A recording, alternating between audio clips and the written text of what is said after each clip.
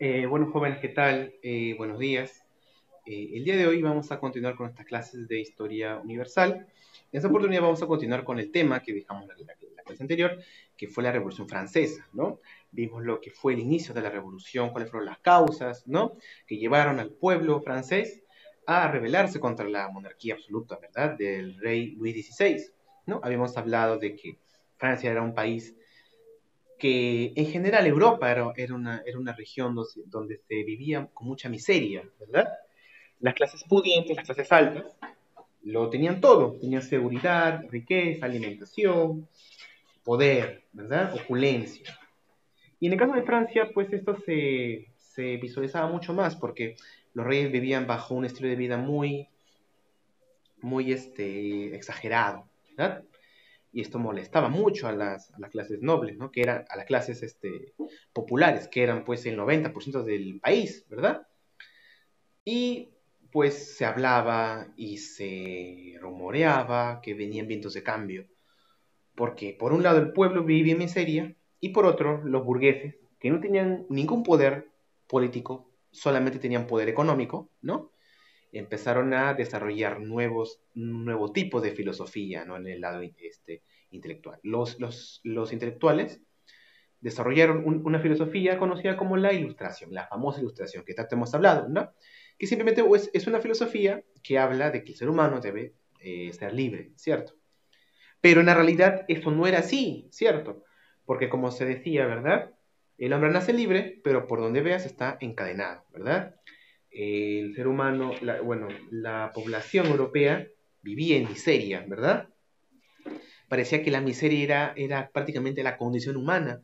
Tú nacías en pobreza y te morías en pobreza, sin salud, sin educación, porque ese era tu destino, prácticamente era el destino de millones de personas.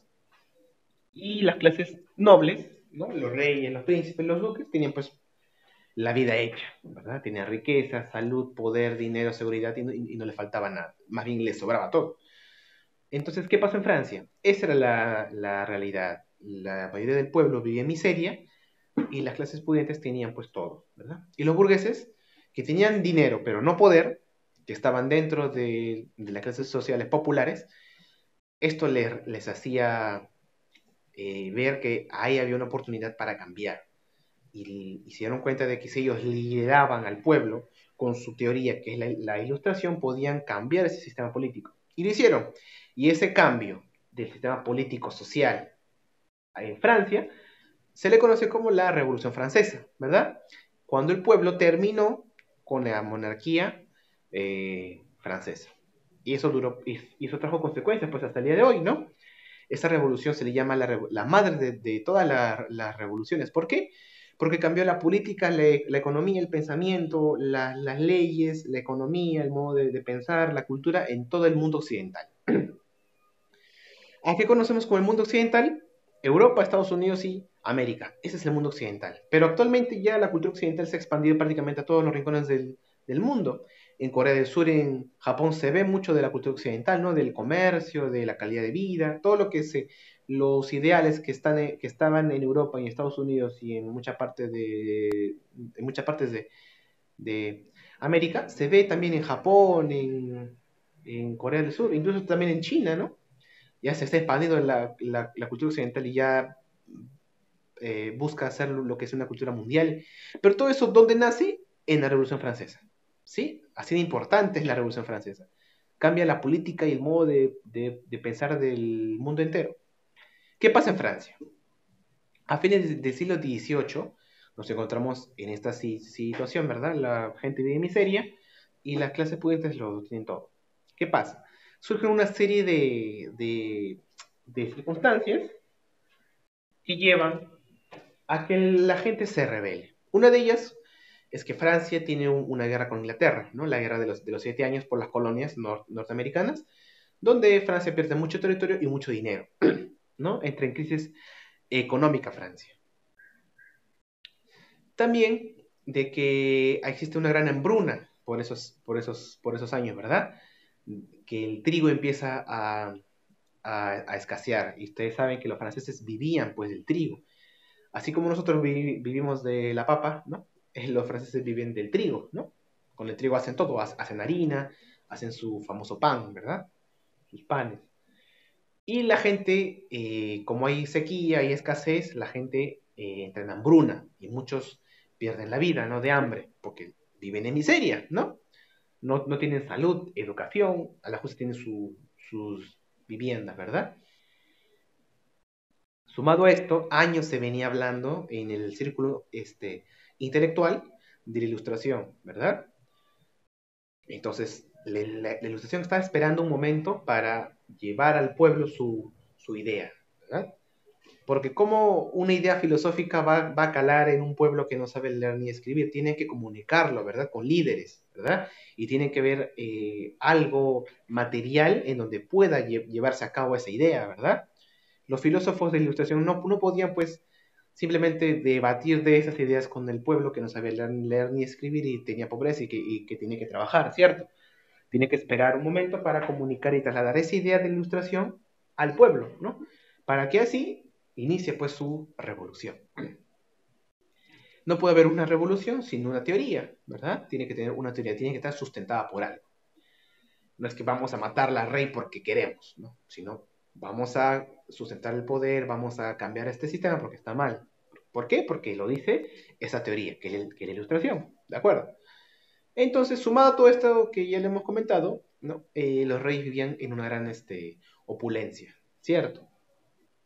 El rey Luis XVI era un rey que tenía todo, pero tenía muchas falencias a la hora de gobernar. Era un rey muy joven y no sabía, no tenía pericia para gobernar. Y su reina, ¿no? María Antonieta, provenía de Austria y a ella no le importaba nada de lo que era la política, solamente se dedicaba pues a malgastar el dinero, ¿no? Era una mujer que se dedicaba solamente a hacer banquetes, fiestas y se compraba todos los días un vestido nuevo, ¿no? Y sus vestidos eran muy opulentos, ¿no? Muy caros. Y la mayoría de las mujeres de la población pues tenían la justa pues una falda toda su vida, ¿no? En cambio la mujer, en cambio María Antonieta con sus condesas y con las mujeres de la alta sociedad, hacían pues banquetes, fiestas, ¿no?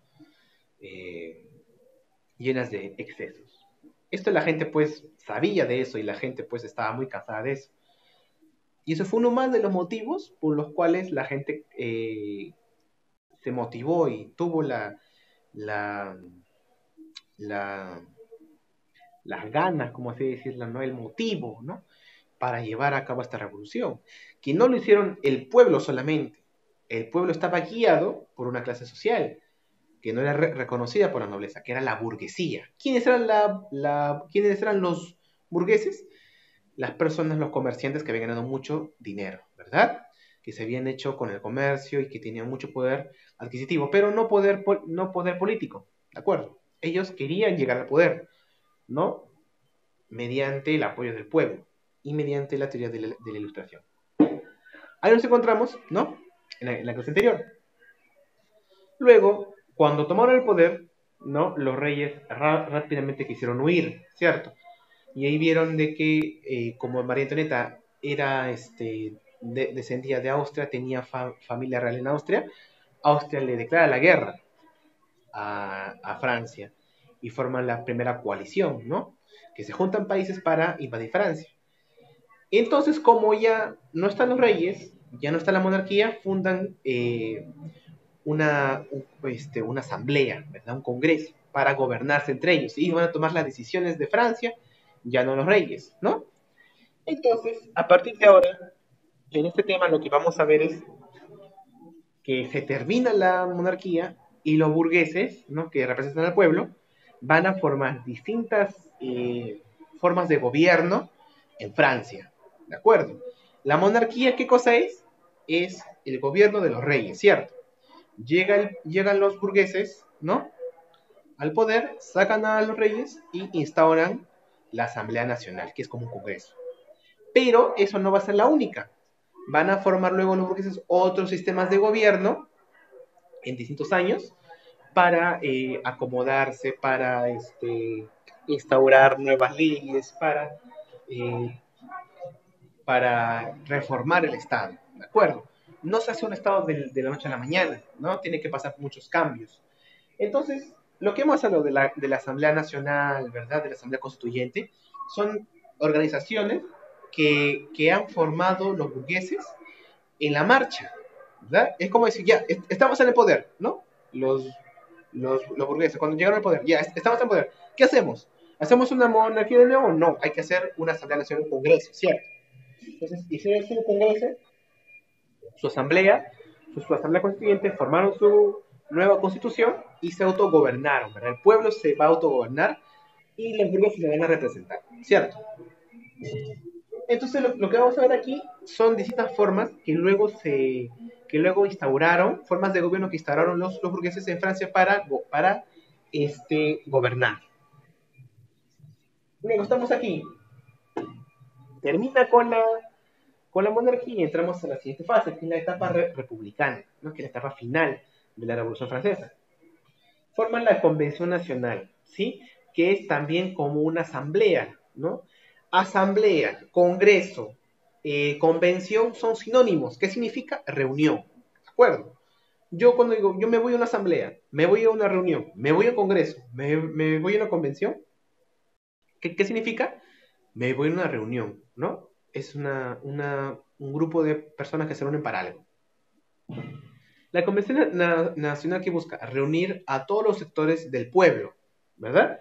Ya no ya no solicitan pues la ayuda del clero, de la iglesia, ni de la nobleza, porque ellos ya no tienen poder en Francia, porque según la Ilustración, según esa teoría en la cual ellos se rigen, tú sabes que el poder divino que les da a la nobleza pues no tiene ningún valor en la sociedad, ¿verdad? La sociedad está en miseria, ¿no? Ellos no tienen que tener todo el poder, sino el poder debe ser para el pueblo, ¿verdad? Para los ciudadanos. Entonces, ellos deben formar la Convención Nacional, deben formar el Congreso, ¿no? Lo que conocemos como Congreso.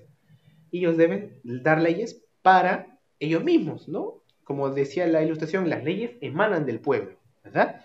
Y esas ideas que yo te estoy contando, que son de la Ilustración, rigen actualmente en todo el mundo. En todo el mundo es como el sentido común eso. Tú vas a cualquier parte del mundo, ¿no? En un país democrático, que se haga llamar democrático, ¿no? Sus leyes van a estar, su constitución va a estar en base a las leyes que va a dar el pueblo, ¿no? Nunca un rey va a dar una ley para el pueblo, eso ya no existe. Ni en los países que aún tienen reyes, como Suecia, como Dinamarca, como Inglaterra, tienen reyes, pero los reyes no dan leyes al pueblo, sino el pueblo mismo da sus propias leyes. Incluso el rey está sometido, en esos países está sometido el rey a las leyes del pueblo. Ahora es así, porque la ilustración lo cambió todo en el mundo. La ilustración, esas ideas, son ahora las ideas prácticamente del sentido común que tenemos. El ser humano tiene derechos, nace libre, no debe haber la esclavitud, en la constitución debe ser hecha por el pueblo. Esas ideas que actualmente nos parecen como que, oye, eso es lo normal, debe ser así, eso es lo correcto, en esta época eran revolucionarias, ¿cierto? Entonces que la convención llama a muchas a muchos sectores, ¿no? Del pueblo para formar nuevas leyes, ¿cierto? Para autogobernarse. Entonces ahí vamos a ver los primeros problemas, ¿no? Hasta aquí hemos visto que el pueblo se ha unido para luchar contra la monarquía. Acá vamos a ver que dentro del pueblo, con la monarquía ya terminada, el pueblo ya va a empezar a ver sectores, ¿no? Que van a empezar a luchar entre ellos, ¿no? Y nacen los primeros pensamientos políticos, ¿no? Nace lo que es el debate político acá y empiezan a haber conflictos a partir de este momento. La Convención Nacional busca traer, como hemos dicho, a distintos sectores del pueblo, ¿no? Traen a los giraldinos, que son la representación de un sector más conservador. Ellos no quieren pues sangre, ellos no quieren terminar violentamente con la monarquía, ellos quieren mantener la monarquía, pero convertirlo a un modelo como el inglés, ¿no? Una monarquía parlamentaria, que el rey exista, pero se rija bajo las ordenanzas del Parlamento, ¿no? Del Congreso, en este caso de la Convención, ¿no? Cada país tiene una forma de llamar distinta a su Congreso. Acá en el Perú se llama Congreso. En otros países es asamblea, es convención, es reunión, todo es lo mismo, como le explicaba, ¿no? En Inglaterra es parlamento. En el parlamento es el que da las leyes y el rey tiene que someterse a esas leyes. Y los giroldinos, que eran los conservadores dentro de la Convención Nacional, los giroldinos querían ese modelo para Francia, querían traer ese modelo para Francia, querían que se convierta en una monarquía parlamentaria. Estaban del otro lado los jacobinos, que eran los radicales, que eran los que querían pues terminar con todo tipo de monarquía e instaurar una nueva república. Y los jacobinos son los que van a ser los radicales. Y ahí, en la Convención Nacional, es como un congreso, ¿no? Como le hemos dicho, es una sala donde se reúnen todos. Nace la famosa izquierda y derecha, ¿no? Actualmente, en todo el mundo, cuando una persona es radical, dice, no, tenemos que terminar con este sistema, hay que instaurar otro, o quiere terminar de raíz con algo, actualmente ese pensamiento político se le conoce como un pensamiento, ¿no? De izquierda, radical, ¿cierto? Pero cuando una persona te dice, no, hay que mantener este sistema, pero hay que encontrarle ciertos cambios porque eso trae progreso, eso es de derecha. ¿Por qué se le llama de derecha a los conservadores y de izquierda a los radicales? Porque esto nace en la Convención Nacional. Los giraldinos se sentaban en el lado derecho, ¿no? En los asientos del lado derecho del, del teatro, ¿no? De la convención donde se reunían. Al lado derecho estaban los giraldinos. Ellos que querían mantener la monarquía. Y del lado izquierdo se sentaban los jacobinos. Ellos querían sangre, ellos querían terminar con la monarquía. Por eso que se llama hasta el día de hoy pensamientos de derecha y pensamientos de izquierda. ¿De acuerdo? En el Perú este pensamiento de izquierda pues tuvo otras circunstancias que ya lo vamos a ver cuando toquemos historia del Perú. Bueno, ¿qué pasa? Los jacobinos quieren pues hacerle un estado a los giraldinos, ¿cierto? Los jacobinos que son los más radicales quieren pues tener todo el poder, porque se dan cuenta que con estos giraldinos no van a poder hacer ninguna reforma importante, van a querer mantener ese sistema monárquico y los giraldinos, digo, y los jacobinos que eran los radicales querían terminar con ese sistema. Entonces, ¿qué hicieron? Buscaron hacer un golpe de Estado, ¿verdad? Mientras pasaba todo esto, eh, Austria le declaró la guerra a Francia. Entonces tenían que debatir, ¿verdad? Si defendían a los reyes o querían pues terminar con eso. Obviamente ya podrás intuir que los jacobinos querían terminar con los reyes y que la guerra pues se firme y que se entregue a los reyes, ¿verdad? Pero los que defendían a la monarquía, que eran los giraldinos, querían pues defender a los reyes y no terminar con ese sistema. Es ahí donde los jacobinos hacen un golpe de Estado en la convención y toman el poder, ¿no? El líder de los jacobinos, ¿quién era? Este señor, Maximilien Robespierre, una persona muy importante, casi la persona más importante de la Revolución Francesa es este señor, Maximilien Robespierre. Es prácticamente la figura más importante de la historia de Francia. Bueno, antes que llegara pues Napoleón Bonaparte, ¿no?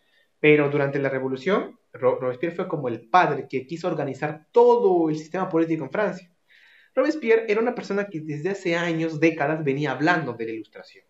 Él en foros, en conversaciones intelectuales, venía conversando con los intelectuales sobre que estas ideas de la Ilustración van a cambiar el mundo. Y hablaba de la libertad, del derecho de las personas para elegir a sus gobernantes, de la democracia, de un amigo. Él venía hablando años con esto y él quería pues liderar al pueblo en la revolución. Así que Robespierre con los jacobinos toman todo el control de la Convención Nacional y y comienza esta era conocida como la era del terror. Robespierre es un buen líder, ¿no? Las masas lo apoyan, ¿no? Quiere hacer reformas, pero al tener todo el control de la Convención Nacional, ¿no? Que es el que dirige todo el país, Robespierre empieza a caer en suspicacias.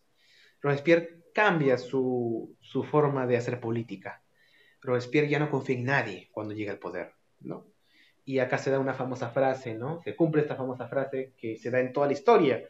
se da ahora y se dio hace 2000 años.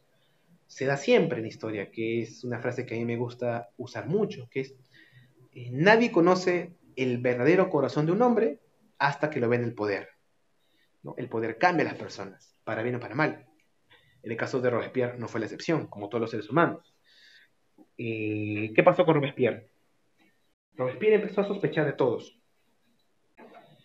Empezó bajo el pensamiento de la Ilustración, él transformó ese pensamiento en algo que nunca se debe hacer, en una ideología, más que una ideología, en un fanatismo.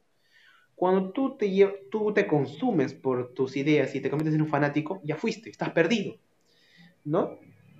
Ya eso te va a llevar solamente pues a la muerte. Cuando te conviertes en un fanático, ¿no? Sea político, sea religioso, sea lo que sea, cuando te conviertes en un fanático, ya estás perdido.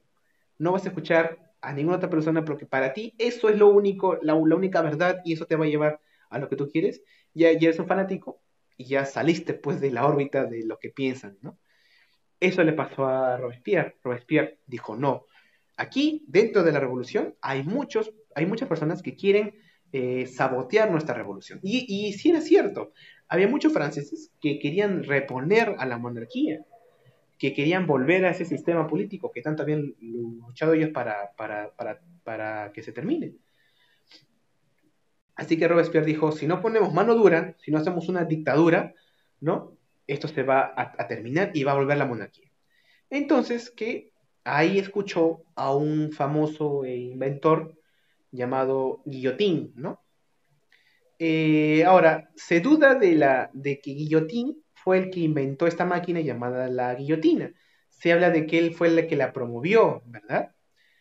Fuera como fuese, esta máquina llamada la guillotina servía para qué? Para cortar cabezas. Y esto pues le agradó mucho a Robespierre y Robespierre organizó en plazas públicas, ¿no? Ajustamiento de la revolución, ¿verdad? A los traidores de la revolución eran condenados y claro, condenados a qué? A la horca, a la guillotina, ¿no? Entonces, entramos a la famosa época del terror. Robespierre, encabezando el gobierno, quería terminar con todos sus detractores políticos, ¿no? Se convirtió en un dictador. Y en esta época aproximadamente se persiguió y se mató a más de 6.000 personas en Francia. Era típico de cada semana, ¿no?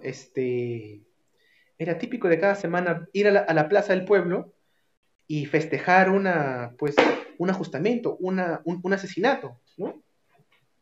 Yo aquí tengo un libro, esta imagen no la puedo encontrar en internet, pero se las quiero mostrar, que representa muy bien lo que fue pues la celebración de las personas que veían pues que veían con ganas, con ánimos pues lo que es el terror de la revolución, ¿no? Está aquí, lo voy a sacar. O sea, para las personas era como aquí está, no sé si se puede ver bien. Aquí vemos, esta es una escena clásica de la París de la Revolución Francesa. ¿Qué podemos ver? La gente pues amotinada, ¿no? En las plazas, viendo qué cosa, viendo cómo es que ajusticiaban a una persona del clero o a una persona que quiso sabotear a la revolución, o simplemente por sospechas.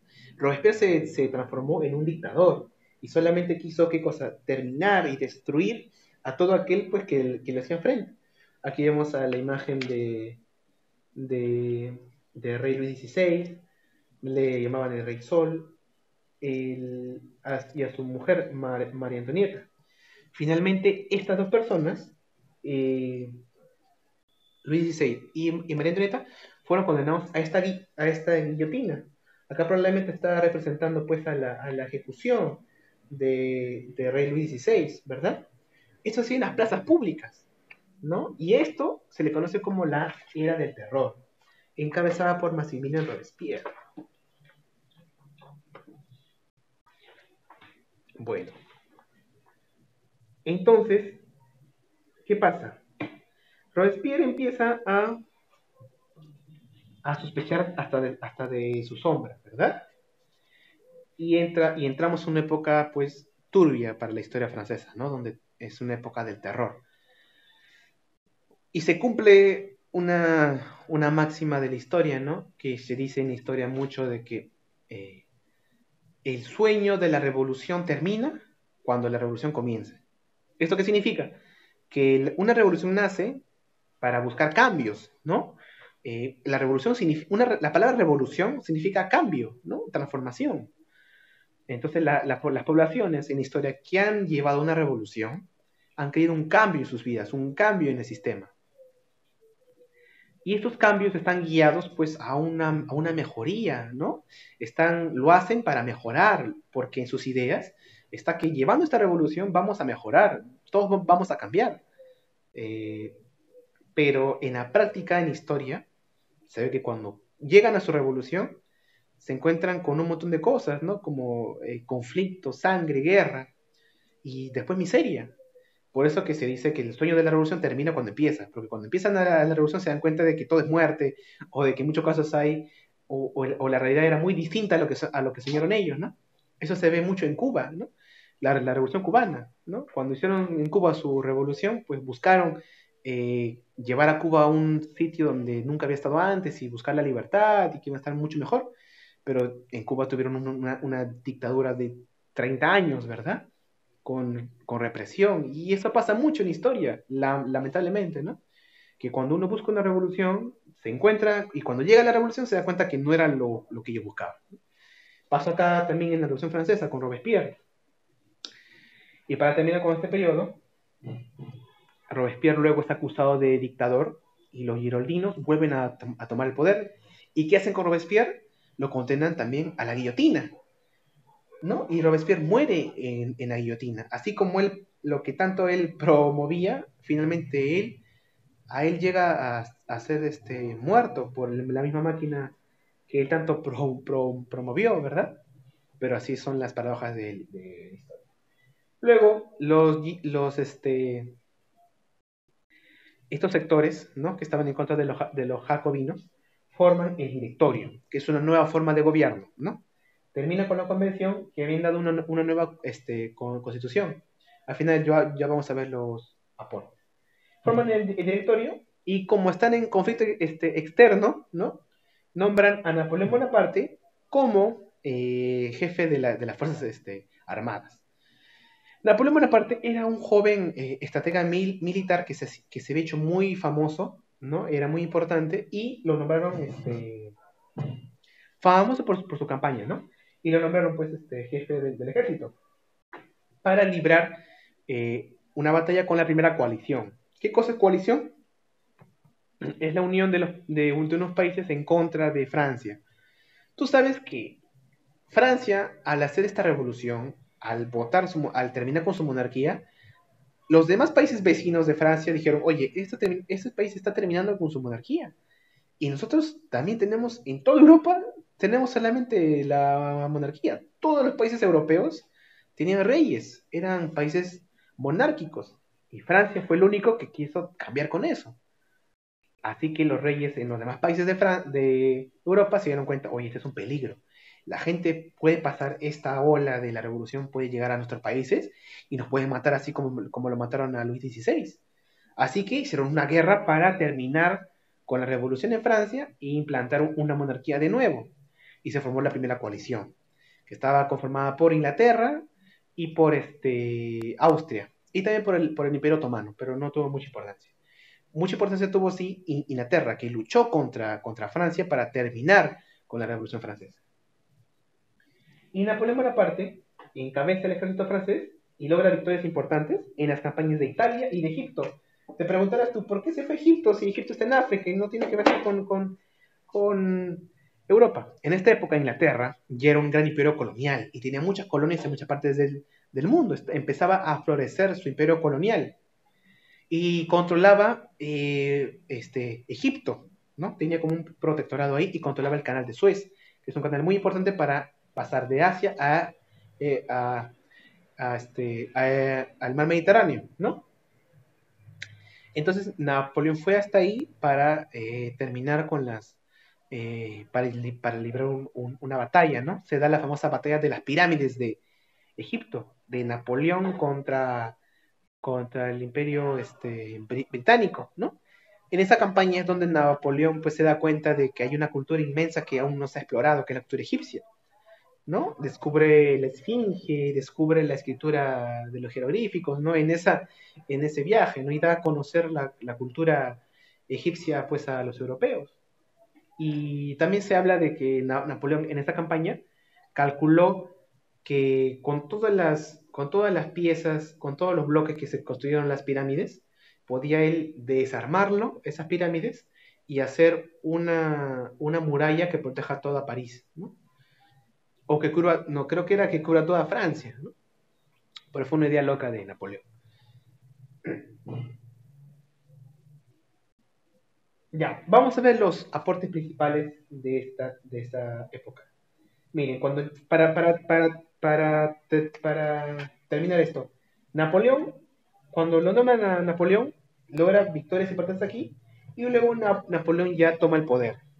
Aquí se termina, según muchos historiadores, la Revolución Francesa, y comienza la era napoleónica, que eso vamos a ver la próxima semana, ¿no? Lo que tanto había buscado Francia terminar, que era la monarquía, que era el poder de uno. Napoleón llega, logra batallas, la gente ama a Napoleón y luego Napoleón se convierte en un emperador. O sea, todo lo que buscaban los franceses termina con Napoleón porque se convierte en un emperador, en un dictador. Pero ya esa es otra fase de la historia francesa que vamos a ver la próxima semana.